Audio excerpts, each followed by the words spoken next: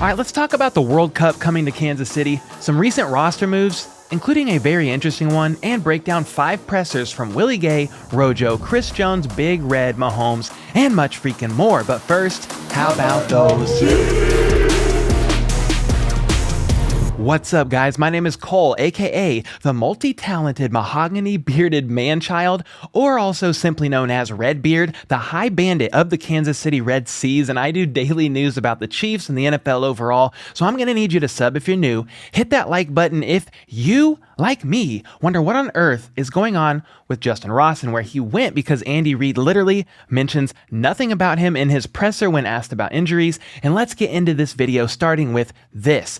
Pretty cool news here that involves a phrase that is very familiar around these parts of town, and that phrase is this: Denver lost to Kansas City again. Chiefs Kingdom, I got big news. The World Cup is coming to GEHA Field at Arrowhead in 2026. Let's show them why Arrowhead is the loudest stadium in the world. So yeah, there were 17 cities selected as finalists to potentially host a World Cup game, which included Denver. But honestly, nobody cares about that city unless you want to A, go see a cute little mountain, or B, buy weed from a vending machine. And these facts were indeed confirmed when Kansas City was selected over Denver, winning the bid to be one of the North American host cities for the 2026 World Cup. So that's right, Denver, continue holding the L you are already used to holding, you little losers. And I think a few things were in KC's favor here that helped them win this bid. One main factor being we have Patrick freaking Mahomes, who helped win us a Super Bowl pretty recently, plus a new airport that is supposedly coming next year, as well as the draft being in KC, among other probably more important nice things like that. Well, apparently there was a watch party yesterday in Power and Light to see if Kansas City would be selected, and the crowd went completely bananas when they found out we got it. Kansas.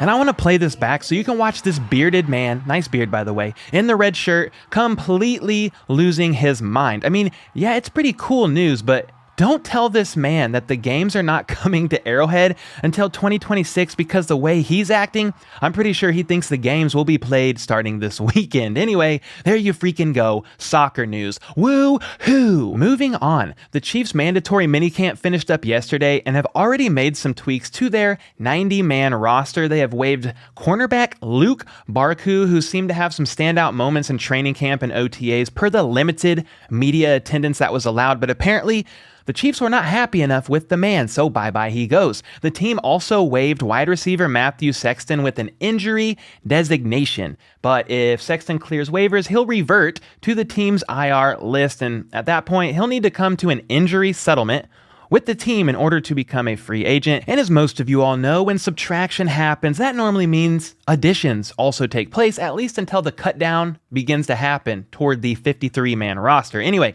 there was a couple of wide receivers there on a tryout basis, and one of them seemed to impress enough to make the cut for now, and that player was wide receiver Aaron Parker. The 6'3" and 205-pound wideout previously spent time with the Dallas Cowboys and Carolina Panthers, both teams absolutely after going undrafted out of Rhode Island in 2020. It's been quite common in recent years that the Chiefs sign a tryout player following minicamp. And one of the more surprising moves that was made is that the Chiefs made the decision to re-sign special teams ace and cornerback, and a guy who is currently still facing legal issues, a man who was charged with a felony count of battery resulting in substantial bodily harm and a gross misdemeanor count of conspiracy to commit battery. A man who was like one of 5 people to lay the smackdown on a dude at a club the day before the Pro Bowl, along with running back Alvin Kamara, and that is Chris Lammons. That's right, the Chiefs were like, it's all good, man. We need the cornerback depth for training camp, so please come on back. And I know it's innocent until proven guilty and all that stuff. Lammons' court date is sometime in August, probably will get pushed back. And also, I know he has good lawyers, all that good stuff, but this is a bad look, at least in my opinion. But I am not part of the Chiefs organization. They've probably done way more study than I have from my basement, so I assume the diligence has been well done before re-signing this man back to the roster. So in Veach, I guess we will have to trust on this one. But anyway, there you have it. Luke Barku and Matthew Sexton waived, Aaron Parker and Chris Lammons added. From here, I want to dive into 5 pressers over the last couple of days from 4 players and a coach, Big Red himself. But we're going to start with Willie Gay Jr. First up was Willie. And I think of the movie Free Willy every time I just say Willie. But he jumped right in to how hard the guys are working with one goal in mind: to dominate the league. He complimented Leo Chanel, I think it is, saying he's a very physical player who is growing as he continues to learn the playbook, and then spoke a bit about some of his off-the-field struggles last season, talking about Willie Gay Jr.'s off-the-field struggles last season. And to be clear, he didn't randomly just bring this up. He was, of course, asked by the lovely media. But one of the biggest stressors for him last season was the fact that his son was born 4 months premature, which caused a tremendous amount of stress on him, so much so that he contemplated taking some time off. But his son is healthy and doing well, and for that he's very grateful and excited for this upcoming season here with the Chiefs. He was then asked about Mahomes' no-look pass to Josh Gordon that happened on day 1 of minicamp, because Willie Gay was the one who completely fell for it. Mahomes' no-look pass. Yeah, he saw that. Smith-Schuster said that he was on the sideline and he got faked out by it. Exactly. You saw that? Dang it. Willie then shares what his coach told him after that play happened. He said I was eye-banging the quarterback, looking at him too long. But I told him, I said, Coach, I looked at the receiver. He sat down in his route. Patrick stared him down. I jumped the route, and next thing I know, he threw it like this. So I said, there's nothing too much I can do about that. It's just only one quarterback in the league can do that, I think so, and I'm on his team, so we're pretty good. Gay then shared about how he treats all QBs the same when he plays against them, but in the back of his mind, he knows they ain't no Patrick Mahomes, who makes the whole team better when they play against him in practice. He definitely complimented Mahomes in that regard and said, nobody is better than this man.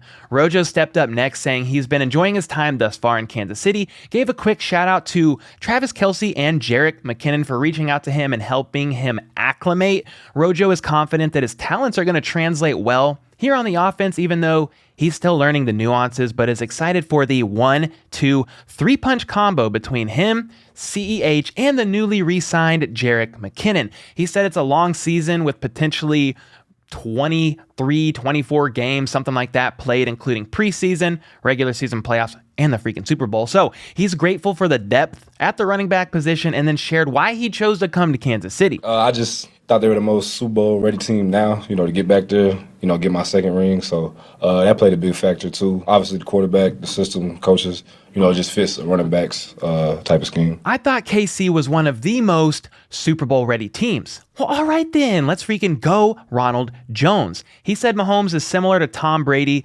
whom Ronald Jones played for previously with the Bucs, in the fact that Mahomes commands the presence of the offense, aka he's got the keys, and is a student of the game, bow to your sensei. Rojo mentioned he's been working on his pass-catching ability, getting timing down with Pat, and is excited to get some work in with the guys in Texas for a bit when they go out there prior to training camp in July. Chris Jones took to the podium next, shared about his health, his little wrist, which is not a little wrist, it's a big wrist in particular. He said it's feeling very good now, and the offseason allowed him time to recover. It looks like he didn't have any offseason surgery on it, but the rest simply allowed it to heal up. One reporter asked Chris how he assessed the last season, and he didn't mince words with his answer. I missed some of the biggest plays of the game, with the Joe Burrow sack. So, used that as motivation the whole offseason. Felt like I would have made those sacks. The game would have been different. So I take accountability for that. He said that's been his motivation this entire offseason and will remain his motivation going into the season. He's the first player I've really heard of that talks about this game, and you can tell he was not happy. Putting the blame on himself, though, shows maturity, though we all know multiple factors contributed to that loss. But those sacks would have helped a whole freaking lot. Let's not pretend he's not speaking truth here. He shared for a moment about the Nigerian native, Kenny is what they call him, who's here with the Chiefs, saying he's an interesting guy to be around in a good way and a very hard worker. He thinks upon working with D-line coach Joe Cullen, you'll see Kenny flying around here like a banshee. I added that part here very soon. Being one of the veterans on the team, Chris takes this seriously and aims to do what he can to help elevate the team welcoming in the new guys like Karlaftis, seeing players like Wharton and Dana grow in their consistency, but most importantly, being the best version of himself. He wants to bring the city another Super Bowl, and that is his ultimate goal. He was asked about his experience last season playing defensive end a bit, and his response was, Oh, most definitely. I learned the DN position is hard as hell.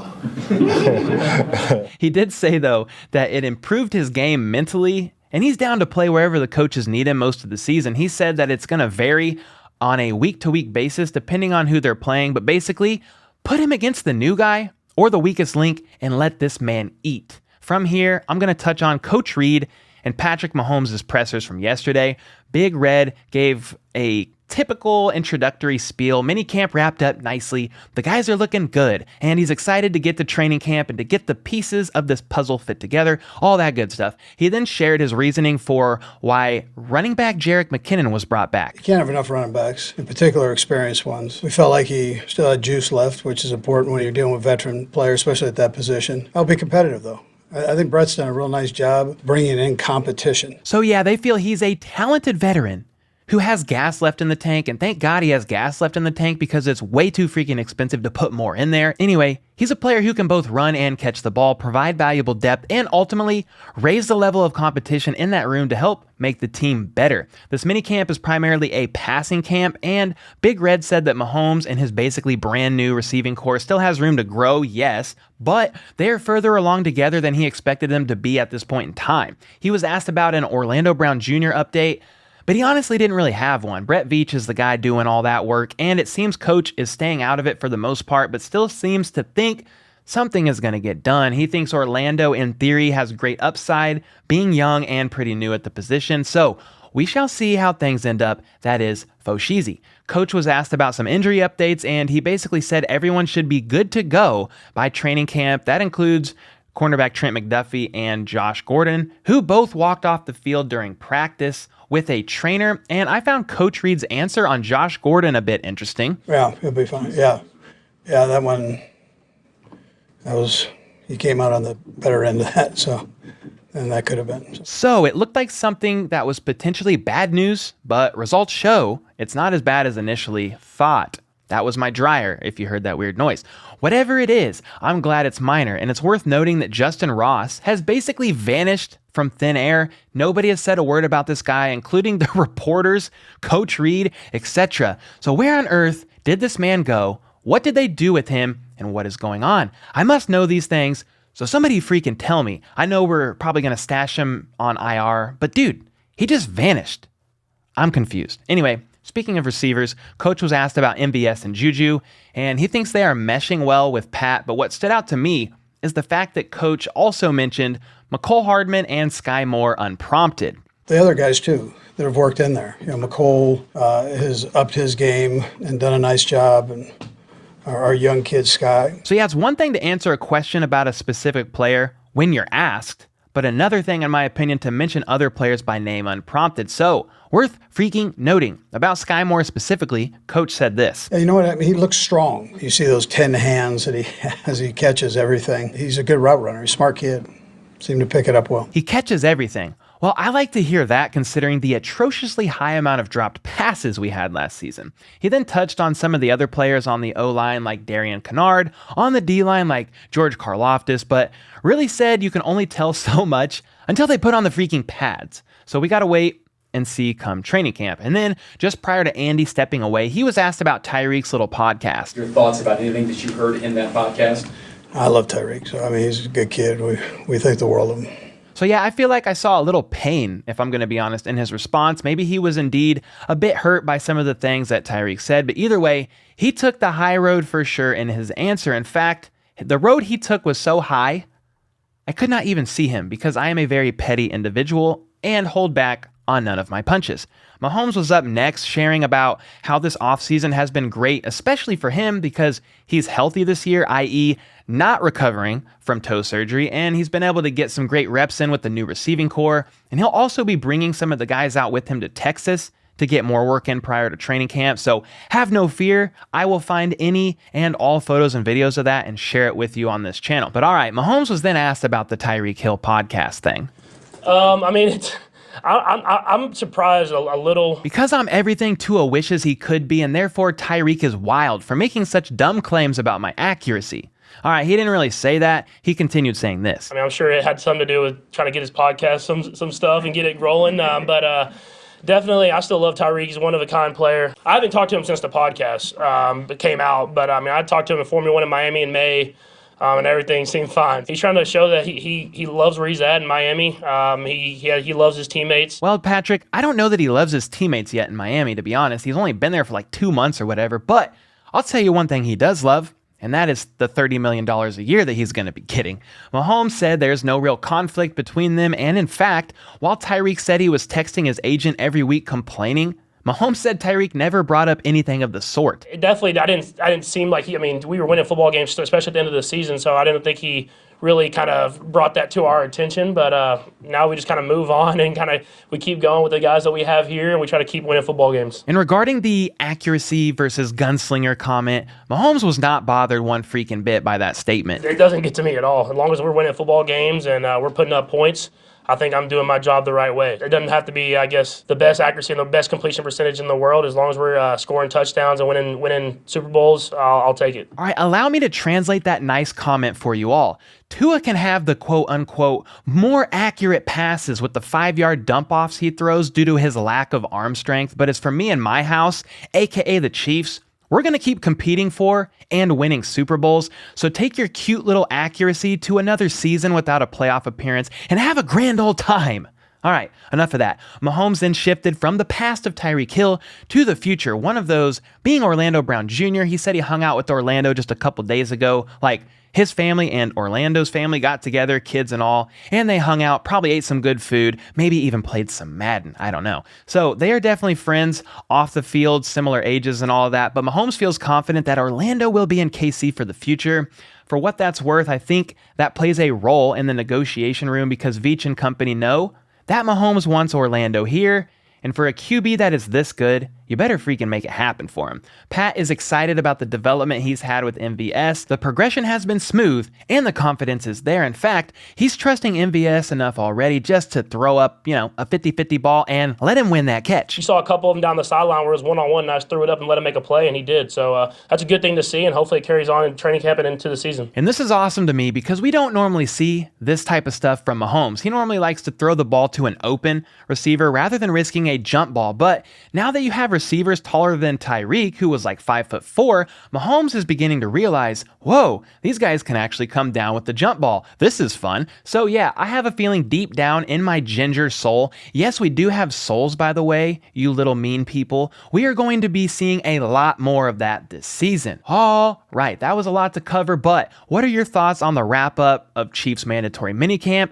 and all these pressers? Was there anything that stood out to you? Any hot takes you see coming? Let me know in the comments below, and let's bicker with each other about it like an old married couple. Make sure to leave a comment below to potentially be featured in an upcoming video. Sub for more daily news like this, and check out this video here simply because I like the title, which says, "The Kansas City Chiefs are smarter than literally everyone." I like that. And until next time, let's go. Let's freaking go. How about those?